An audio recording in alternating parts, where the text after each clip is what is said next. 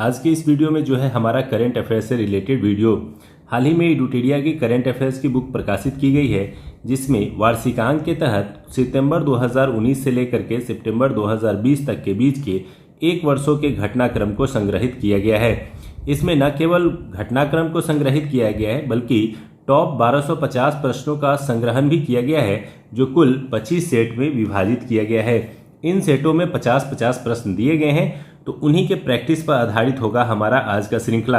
आने वाले 25 दिनों तक हम लोग टारगेट बेस के रूप में इन 25 सेटों का अध्ययन करेंगे। इनके प्रश्नों को जहां एक तरफ बनाने का प्रयास करेंगे, वहीं दूसरी ओर इन प्रश्नों पर डिस्कस करके कुछ अतिरिक्त जानकारी भी इकट्ठा करने का प्रयास करेंगे। इसमें कुल 50 प्रश्न दिए गए हैं। उम्मीद करते हैं कि इस बुक को खरीद करके आपने पढ़ा भी होगा, तो आपके लिए आसान होगा इसको समझना। जिन दोस्तों के पास ये बुक नहीं है, वो अपने नज़दीकी दुकान या फ्लिपकार्ट के माध्यम से ऑर्डर कर सकते हैं। इसका लिंक जो है वो डिस्क्रिप्शन में आपको दिया जा रहा है। तो चलिए दोस्तों, शुरू करते हैं आज के इस करंट अफेयर्स की श्रृंखला में प्रैक्टिस टेस्ट 1 के इस खंड को। आते हैं सबसे पहले प्रश्न की ओर। पहला प्रश्न हमारा है, कुपोषण की समस्या को दूर करने हेतु प्रधानमंत्री नरेंद्र मोदी द्वारा किस माह को जो है राष्ट्रीय पोषण माह के रूप में घोषित की गई है। तो हाल ही में ये बहुत ही करंट अफेयर्स की घटना है। सितंबर 2020 को घोषित किया गया है पोषण माह के रूप में। पोषण एवं स्वच्छता के प्रति जागरूकता फैलाने के उद्देश्य से इसे घोषित किया गया है, जिसके तहत 1 सितंबर से लेकर के 30 सितंबर तक महिला एवं बाल विकास मंत्रालय के माध्यम से इसे जो है पोषण के रूप में जो है माह के रूप में मनाया जाएगा। इसके तहत जितने भी आंगनबाड़ी केंद्र होंगे, वहां पर महिलाओं के पोषण एवं बच्चों के अंदर पोषण वृद्धि को लेकर के प्रयास किया जाएगा तथा जागरूकता फैलाया जाएगा। तो आप याद रख सकते हैं, सितंबर 2020 यानी 1 सितंबर से लेकर के 30 सितंबर तक मनाने की घोषणा की गई है। आते हैं दूसरे प्रश्न की ओर। भारत सरकार द्वारा मिशन कर्मयोगी नामक राष्ट्रीय कार्यक्रम की शुरुआत किया गया है, जिसका संबंध किससे है। छात्रों एवं शिक्षकों से, किसानों से, सिविल सेवकों से, मजदूरों से। इसका सही उत्तर है सिविल सेवकों से। सिविल सेवकों में रचनात्मक कार्य एवं नवाचारी क्रियाशीलता को बढ़ाने के उद्देश्य से इसकी शुरुआत जो है वो भारत सरकार द्वारा की गई है, ताकि किसी पदाधिकारी को सक्षम एवं पारदर्शी तथा अधिक क्रियाशील बनाया जा सके। तो पदाधिकारियों में जो है एक विशेष प्रकार की गुणवत्ता को बढ़ावा देने के उद्देश्य से मिशन कर्मयोगी की शुरुआत राष्ट्रीय भारत सरकार द्वारा नए कार्यक्रम के रूप में किया गया है। आते हैं तीसरे प्रश्न की ओर।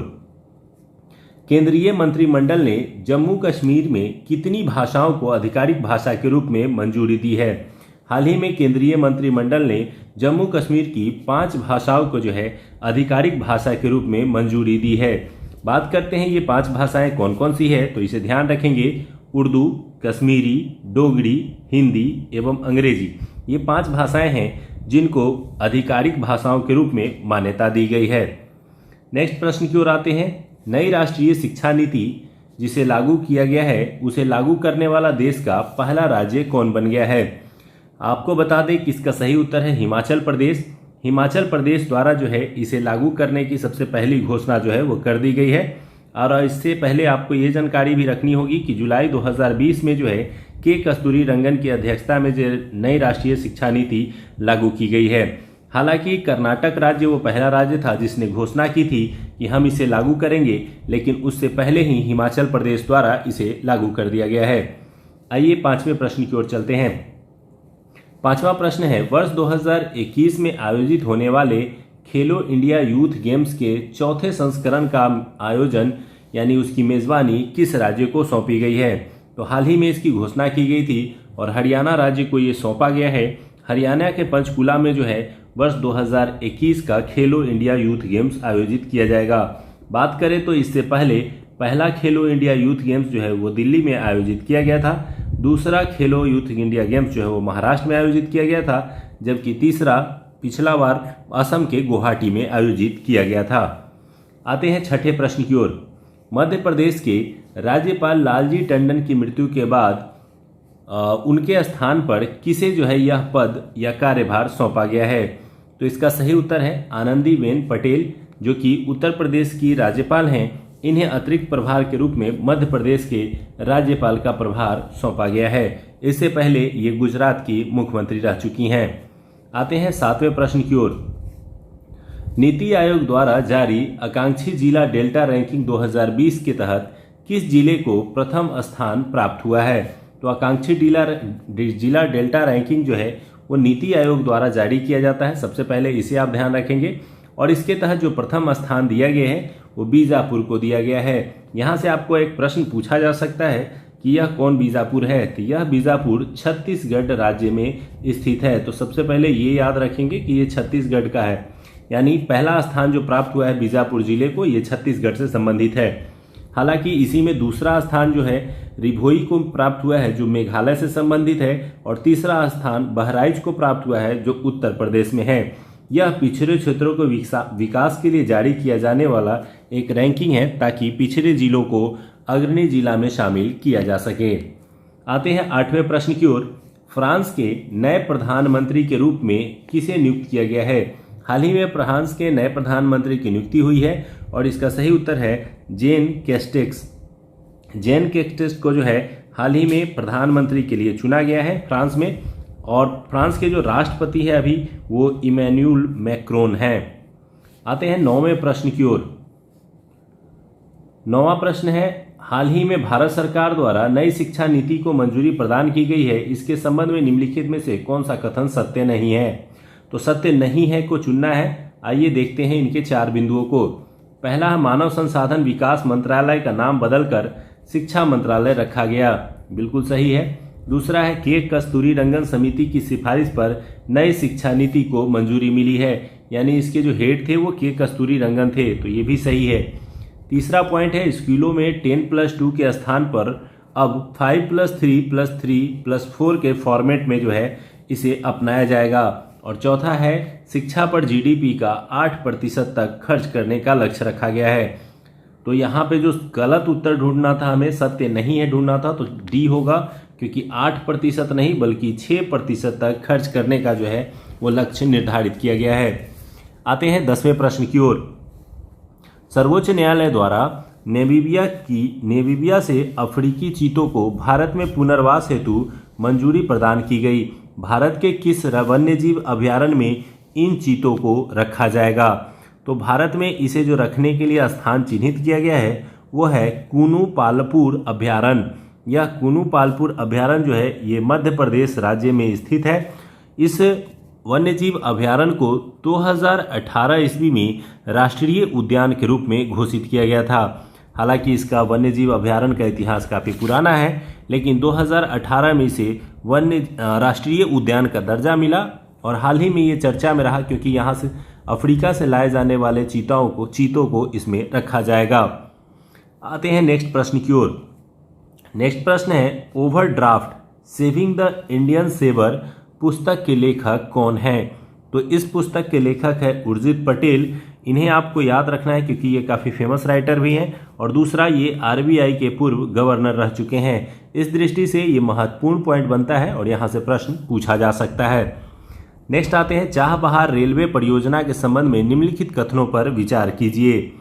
चाह बहार रेलवे परियोजना के संबंध में आप जानते हैं कि यह भारत और ईरान और अफगानिस्तान के बीच है। तो आइए देखते हैं। पहला पॉइंट, यह भारत, अफगानिस्तान और ईरान के मध्य त्रिपक्षीय समझौता का हिस्सा है। दूसरा, वर्ष 2016 में समझौते पर हस्ताक्षर किए गए थे। इसके तहत 628 किलोमीटर लंबी चाह बहार जाहेदान लाइन के लिए ट्रैक बिछाई जाएगी। अब आते हैं इसके ऑप्शन की ओर। तो केवल एक सही है, केवल 3 सही, 1 एवं 2, 1, 2, 3। इस प्रश्न का जो सही उत्तर है वो है 1, 2, 3, यानी तीनों सही है। आते हैं 13वें प्रश्न की ओर। आजाद पट्टन और कोहाला जल विद्युत परियोजनाओं के निर्माण को लेकर किन दो देशों के मध्य हाल ही में समझौता हुआ था? तो ये जो प्रश्न है वो काफ़ी विवादित है क्योंकि भारत की दृष्टि से इसका निर्माण जो है वो POK पाकिस्तान ऑक्यूपाइड कश्मीर क्षेत्र में किया जा रहा है। आप समझ गए होंगे कि यह जो है वो विवाद चीन और पाकिस्तान के बीच समझौते के कारण उत्पन्न हुआ है और भारत इससे नाराजगी प्रकट करता है। जुलाई 2020 में यह समझौता किया गया है जिसके तहत पीओ के क्षेत्र में झेलम नदी पर आजाद पट्टन और कोहाला जल विद्युत परियोजना का निर्माण किया जाएगा। आते हैं 14वें प्रश्न की ओर। संयुक्त राष्ट्र महासचिव एंटोनियो गुटरेस ने अपने नए सलाहकार समूह में किस भारतीय को शामिल करने हेतु नामित किया है? तो इसका सही उत्तर है अर्चना सोरेंग। अर्चना सोरेंग का संबंध ओडिशा राज्य से है और अर्चना सोरेंग भारत में जलवायु कार्यकर्ता के रूप में काफ़ी चर्चित रहे हैं, जिसके कारण यूएन में जलवायु से संबंधित सलाहकार के रूप में इन्हें नामित किया गया है। आते हैं 15वें प्रश्न की ओर। भारत ने सक्तेंग वन्यजीव अभयारण्य में सड़क निर्माण को लेकर प्रस्ताव रखा है। यह अभयारण्य किस देश क्षेत्र में स्थित है? इसका सही उत्तर है भूटान के पूर्वी क्षेत्र में स्थित है यह सक्तेंग वन्यजीव अभयारण्य, जहां पर सड़क निर्माण को लेकर के हाल ही में प्रस्ताव रखा गया है। आते हैं 16वें प्रश्न की ओर। हाल ही में चर्चा में रहा होगिया सोफिया संग्रहालय, जिसे मस्जिद के रूप में परिवर्तित कर दिया गया है, यह किस देश में स्थित है? यह होगिया सोफिया संग्रहालय जो है ये तुर्की देश से संबंधित है। बात करें इसके इतिहास की तो रोमन साम्राज्य के द्वारा इसका निर्माण किया गया था। प्रारंभ में जो है इसे चर्च के रूप में मान्यता दी गई थी, बाद में इसे मस्जिद के रूप में बदल दिया गया था, पुनः फिर इसे बदलते हुए संग्रहालय बनाया गया था और अब पुनः हाल ही में इसे संग्रहालय से पुनः मस्जिद बनाने की घोषणा कर दी गई है। इस प्रकार ये काफ़ी चर्चा में रहा है और यह तुर्की देश से संबंधित है। आते हैं 17वें प्रश्न की ओर। किस राज्य केंद्र शासित प्रदेश को जैविक प्रदेश बनाने के लिए mission organic development initiative Modi योजना की शुरुआत की गई है? तो ये जो शुरुआत की गई है ये शुरुआत की गई है लद्दाख क्षेत्र के लिए। लद्दाख क्षेत्र के लिए जो है लेफ्टिनेंट गवर्नर आर.के. माथुर द्वारा इसकी घोषणा की गई है और अगले 5 वर्षों में इस क्षेत्र को जो है जैविक क्षेत्र के रूप में जो है मान्यता दिलाने का प्रयास किया जाएगा। इसीलिए इसे मिशन ऑर्गेनिक डेवलपमेंट इनिशिएटिव के तहत इसे नाम दिया गया है शॉर्टकट मोदी। आते हैं 18वें प्रश्न की ओर। राष्ट्रमंडल खेल वर्ष 2022 में कहाँ आयोजित किया जाएगा? इसकी जो शुरुआती घोषणा की गई थी उसके तहत इसका आयोजन डरबन में किया जाना था, लेकिन हाल ही में अब इसकी घोषणा की गई है कि इसका आयोजन इंग्लैंड के बर्मिंघम में किया जाएगा। इसलिए इसका सही उत्तर होगा इंग्लैंड के बर्मिंघम में किया जाएगा। साथ ही साथ इसके तीरंदाजी प्रतियोगिता का आयोजन जो है वो भारत में किया जाएगा। आते हैं 19वें प्रश्न की ओर। वरुण नौसैनिक अभ्यास किन 2 देशों के मध्य किया जाने वाला युद्धाभ्यास है? तो ये वरुण जो नौसैनिक अभियान है ये जल सेना के माध्यम से किया जाता है और ये भारत और फ्रांस के बीच होने वाला नौसैनिक अभियान है। हाल ही में इसका आयोजन जो है वो गोवा में किया गया था और गोवा के तटीय क्षेत्रों में जो है भारत और फ्रांस के बीच किया गया था। आते हैं 20वें प्रश्न की ओर। दिसंबर 2019 में 55वां ज्ञानपीठ पुरस्कार 2019 से किसे सम्मानित किया गया? आपको पता होगा कि यह साहित्य के क्षेत्र में दिया जाने वाला पुरस्कार है और भारत का सबसे प्रमुख साहित्यिक पुरस्कार के रूप में इसे जाना जाता है। 55वां ज्ञानपीठ पुरस्कार 2019 अकीतम अच्युतन को दिया गया है, जो कि मलयालम क्षेत्र के कवि या लेखक हैं।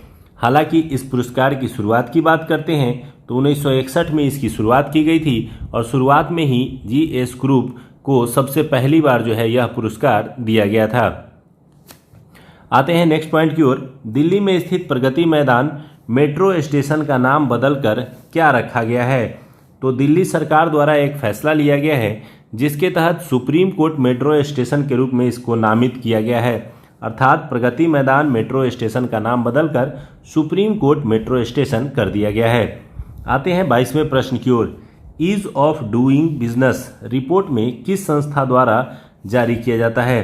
तो ईज ऑफ डूइंग बिजनेस आपको पता होगा कि वास्तव में व्यापार की सुगमता सूचकांक से संबंधित है। ये जिस देश में व्यापार की सुगमता अधिक होती है उसी के लिए ये सूचकांक जारी किया जाता है। यह सूचकांक विश्व बैंक अर्थात वर्ल्ड बैंक द्वारा जारी किया जाता है। हाल ही में जारी आंकड़ों के अनुसार भारत को 63rd स्थान प्राप्त हुआ है, जबकि पहला स्थान जो है वो न्यूजीलैंड को प्राप्त हुआ है। आते हैं नेक्स्ट 23वें प्रश्न की ओर। अंतर्राष्ट्रीय बाघ दिवस किस तिथि को मनाया जाता है? अंतर्राष्ट्रीय बाघ दिवस जो है ये बाघों के प्रति जो है जागरूकता फैलाने एवं संरक्षण को बढ़ावा देने के उद्देश्य से मनाया जाता है। इसकी घोषणा जो है की गई थी और इसके तहत 19 जुलाई को प्रतिवर्ष जो है यह दिवस मनाया जाता है। तो इसे याद रखेंगे कि बाघों के संरक्षण के प्रति बाघ दिवस का सम्मेलन या समारोह जो है वो मनाया जाता है और यह 29 जुलाई को मनाया जाता है। आते हैं 24वें प्रश्न की ओर। 24वां प्रश्न है, भारत ने फ्रांस के साथ 36 राफेल विमानों की खरीद हेतु समझौता किया है। यह राफेल विमान की निर्माता कंपनी कौन है? ऑप्शन आपको दिखाई दे रहे होंगे, बोइंग, एयरबस, डसॉल्ट, डेट्रॉयट। इसका सही उत्तर है डसॉल्ट एविएशन। डसॉल्ट एविएशन द्वारा जो है इस कंपनी के द्वारा ही राफेल विमानों का निर्माण किया गया है, जो हाल ही में काफ़ी विवादित भी था और काफ़ी सफल भी देखने को मिल रहा है। आते हैं नेक्स्ट 25वें प्रश्न की ओर।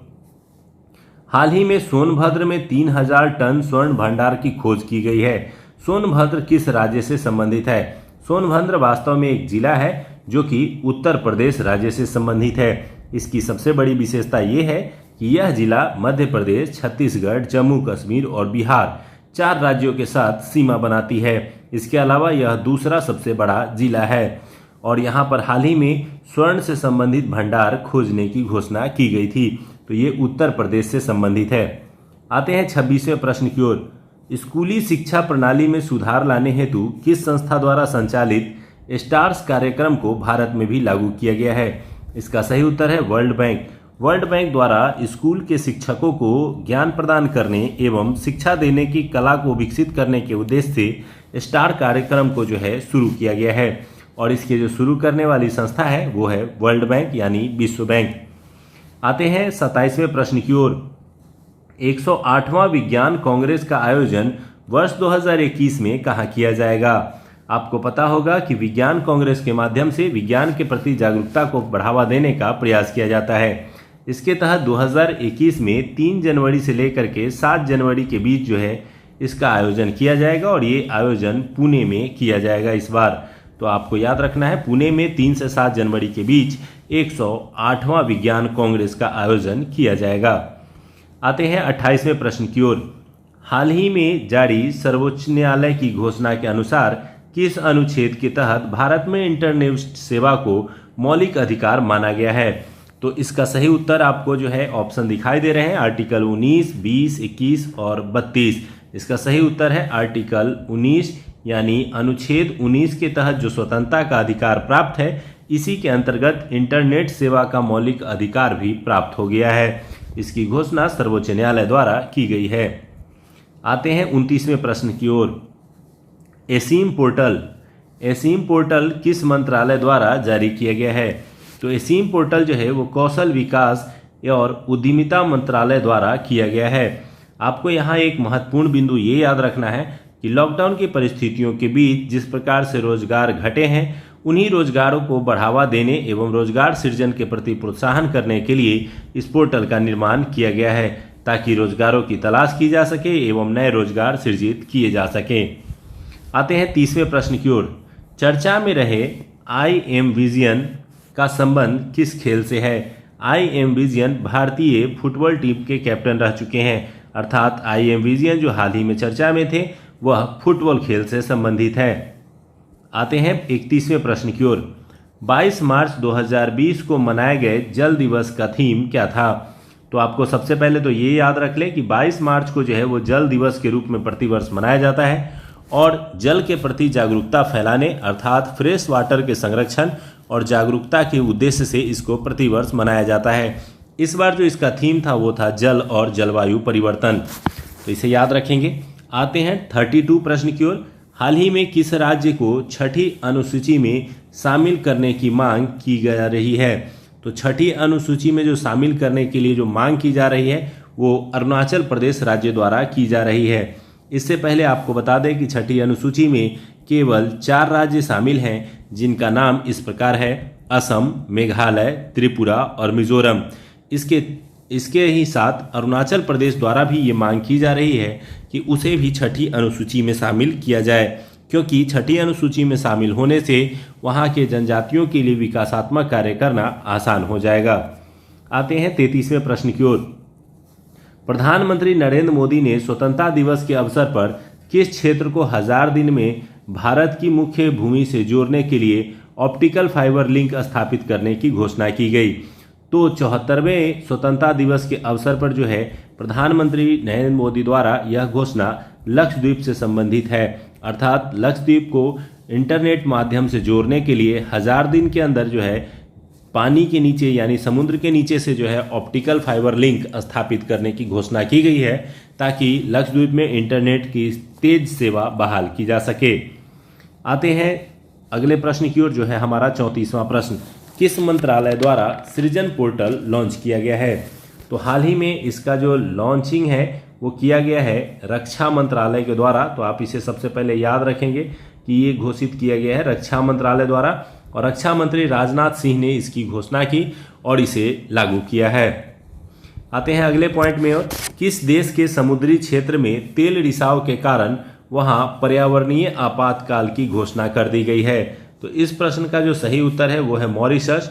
मॉरिशस क्षेत्र से एक जापानी जहाज से तेल रिसाव होने के कारण इस प्रकार की घोषणा की गई।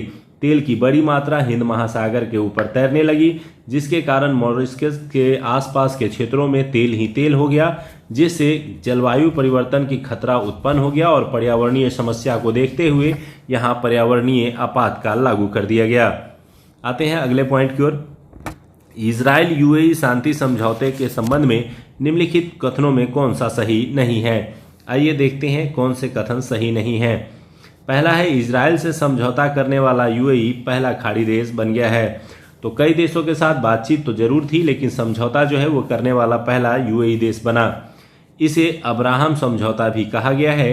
तथा तीसरा पॉइंट है, इजराइल तथा जॉर्डन के बीच स्थित वेस्ट बैंक क्षेत्र को इजराइल के अधिकार में कर दिया गया है। अब आते हैं ऑप्शंस की ओर। केवल एक सही है, केवल 3 सही है, 1 एवं 2 सही है, 2 एवं 3 सही है। इस प्रश्न का जो सही उत्तर है वो सही उत्तर ये है 1 एवं 2 सही है, तीसरा गलत है, क्योंकि इसके तहत जो है इजराइल एवं जॉर्डन के बीच स्थित वेस्ट बैंक पर इजराइल का अधिकार प्राप्त नहीं हुआ है, बल्कि इजराइल ने इस पर अपना दावा त्याग दिया है। आते हैं अगले प्रश्न की ओर। 37वें प्रश्न में आते हैं, हाल ही में भारत के नियंत्रण महालेखा परीक्षक के रूप में किसे नियुक्त किया गया है? तो भारत के महानियंत्रक लेखा परीक्षक के रूप में चुना गया है गिरीश चंद्र मुर्मू को, जो कि एक महत्वपूर्ण पद होता है कैग का, और इन्हें अगस्त 2020 में चुना गया है। आते हैं 38वें प्रश्न की ओर। दुनिया में 600 विकेट लेने वाले पहले तेज गेंदबाज कौन बन गए हैं? तो आपको पता होगा कि मुथैया मुरलीधरन सबसे ज़्यादा विकेट लेने वाले गेंदबाज थे, लेकिन बात यहाँ हो रही है सबसे तेज गेंदबाज, जो तेज बॉलिंग करने वाले गेंदबाजों में 600 विकेट लेने वाले एकमात्र गेंदबाज बने हैं, वो है जेम्स एंडरसन, जो कि इंग्लैंड से तरफ से खेलते हैं। इन्होंने 156 मैचों में यानी 156 टेस्ट मैचों में ये कारनामा कर दिखाया है। आइए 39वें प्रश्न की ओर आते हैं। किस राज्य के प्रसिद्ध मंडोली केला, हरमल मिर्च एवं खेज मिठाई को जीआई टैग प्रदान किया गया है? तो आपको पता होगा कि ज्योग्राफिकल जो है इंडिकेशन के लिए जीआई टैग दिया जाता है, और यह जो आप 3 नाम देख रहे हैं, मंडोली केला, हरमल मिर्च और खेज मिठाई, ये तीनों जो है वो संबंधित है गोवा राज्य से। तो इस प्रश्न का सही उत्तर है गोवा। आते हैं 40वें प्रश्न की ओर। पर्यावरण सुरक्षा के उद्देश्य से केंद्र सरकार ने किस राज्य में ग्रीन एजी प्रोजेक्ट लॉन्च की है? तो ग्रीन एजी प्रोजेक्ट जो है ये लॉन्च किया गया है मिजोरम में, और इस प्रश्न का सही उत्तर है मिजोरम। इसमें मुख्य रूप से कृषि से होने वाले प्रदूषण या उत्सर्जन को कम करने के लिए जो है ग्रीन एजी प्रोजेक्ट की शुरुआत जो है वो मिजोरम राज्य में की गई है। आते हैं 41वें प्रश्न की ओर। हाल ही में नुआखाई फसल उत्सव का आयोजन किस राज्य में किया गया है? तो नुआखाई फसल उत्सव जो है इसका आयोजन हाल ही में ओडिशा में किया गया है, और इसका जो आयोजन किया गया वो धान की फसल के लिए स्पेशली किया गया है कि धान की फसल की कटाई के समय धान के इस नए पौधों से प्राप्त अनाज का जो है उपयोग मिष्ठान के रूप में किया जाता है, मिठाइयों के रूप में बनाने के रूप में, या मीठे पकवान बनाए जाते हैं, और उसको खा करके जो है इस उत्सव को मनाया जाता है। अर्थात ये फसलों के स्वागत में मनाया जाने वाला त्यौहार है। यह त्यौहार जो है वो छत्तीसगढ़ में भी मनाया जाता है। अभी फिलहाल जो मनाया गया है वो ओडिशा में मनाया गया है, जिसके ऊपर प्रधानमंत्री द्वारा भी बधाई दी गई थी। आते हैं 42वें प्रश्न की ओर। केरल सरकार द्वारा पहली बार समुद्री एम्बुलेंस सेवा की शुरुआत की गई है, जिसका नाम क्या रखा गया है? तो इसका नाम रखा गया है प्रतीक्षा। वास्तव में प्रतिवर्ष केरल में मछली पकड़ने के क्रम में कई नाव दुर्घटना होते हैं और बड़ी संख्या में मछुआरे मारे जाते हैं। ऐसे में मछुआरों को बचाने एवं मछुआरों को जो है समुद्र में एम्बुलेंस जैसी सेवा उपलब्ध कराने के उद्देश्य से ही ये प्रतीक्षा नामक जो है एम्बुलेंस सेवा की शुरुआत की गई है। तो राज्य याद रखेंगे केरल और नाम याद रखेंगे प्रतीक्षा। आते हैं 43वें प्रश्न की ओर। 43वां प्रश्न है, विश्व जैव ईंधन दिवस कब मनाया जाता है? तो विश्व जैव ईंधन दिवस के रूप में मनाया जाता है 10 अगस्त को। वास्तव में यह पेट्रोलियम और प्राकृतिक गैस मंत्रालय द्वारा मनाया जाता है और इसके माध्यम से विश्व में जैव ईंधन को बढ़ावा देने का प्रयास किया जाता है, क्योंकि ये प्रदूषण रहित होते हैं। आते हैं 44वें प्रश्न की ओर। 29 अगस्त को राष्ट्रीय खेल दिवस के अवसर पर 5 खिलाड़ियों को राजीव गांधी खेल रत्न पुरस्कार प्रदान किया गया है। निम्नलिखित में से कौन उसमें शामिल नहीं है? पहला ऑप्शन है मरियप्पन टी, दूसरा ऑप्शन है विनेश फोगाट, तीसरा है मनिका बत्रा और चौथा है जसप्रीत बुमराह। इसका सही उत्तर जो है वो है जसप्रीत बुमराह। इन्हें जो है यह पुरस्कार इस वर्ष नहीं दिया गया है, जबकि इसमें जो 5 पुरस्कार प्राप्त करने वाले व्यक्तियों में मरियप्पन है, विनेश फोगाट है, मनिका बत्रा है, रोहित शर्मा है एवं रानी रामपाल हैं। ये 5 व्यक्ति हैं जिन्हें इस बार राष्ट्रीय खेल रत्न पुरस्कार दिया गया है। आते हैं 45वें प्रश्न की ओर। उत्तर प्रदेश सरकार ने बुंदेलखंड में जल संकट की समस्या को दूर करने के लिए किस देश के साथ समझौता किया है? तो हाल ही में बुंदेलखंड में जल संकट की समझौता को दूर करने के लिए जो है यह समझौता जो है वो इजराइल के साथ किया गया है। आपको पता होगा कि इजराइल अपने जो है समुद्री जल को जो है अच्छे से उपयोग करने एवं ड्रिप सिंचाई तथा जल की संकट को दूर करने के लिए कई नवीन तकनीकों के लिए इजराइल को जाना जाता है। आते हैं 46वें प्रश्न की ओर। पुस्तक सियासत में सदस्यता के लेखक कौन है? तो सियासत में सदस्यता ये पुस्तक जो है वो लिखी गई है विजय कुमार चौधरी के द्वारा, जो बिहार विधानसभा के अध्यक्ष हैं और इनके ही विचारों पर आधारित है पुस्तक सियासत से सदस्यता। आते हैं नेक्स्ट 47। निम्नलिखित अर्जुन पुरस्कार 2020 से सम्मानित व्यक्तियों के संबंध में निम्नलिखित में से कौन सही नहीं है? तो आपको Ishan Sharma cricket, Manu Bhaker shooting, Suyash Jadhav para तैराकी से संबंधित है, जबकि दीप्ति शर्मा का संबंध हॉकी से नहीं है। तो इस प्रकार से इसका जो सही उत्तर है वो ऑप्शन बी है। 48 प्रश्न की ओर आते हैं। प्रधानमंत्री नरेंद्र मोदी की अध्यक्षता में बिहार में किस जिले में नए एम्स की स्थापना की मंजूरी दी गई है? तो हाल ही में प्रधानमंत्री नरेंद्र मोदी ने घोषणा की है, जिसके बाद पटना के बाद जो है दरभंगा में जो है एम्स बनाने की घोषणा की गई है। तो अभी जो एम्स है वो कहाँ है? वो पटना में है और दूसरा एम्स का निर्माण जो है वो कहाँ किया जाएगा? तो ये दरभंगा में किया जाएगा। आते हैं 49वें प्रश्न की ओर। विश्व में सड़क नेटवर्क के मामले में भारत को कौन सा स्थान प्राप्त है? ऊपर से प्रथम, ऊपर से द्वितीय, नीचे से प्रथम, नीचे से द्वितीय।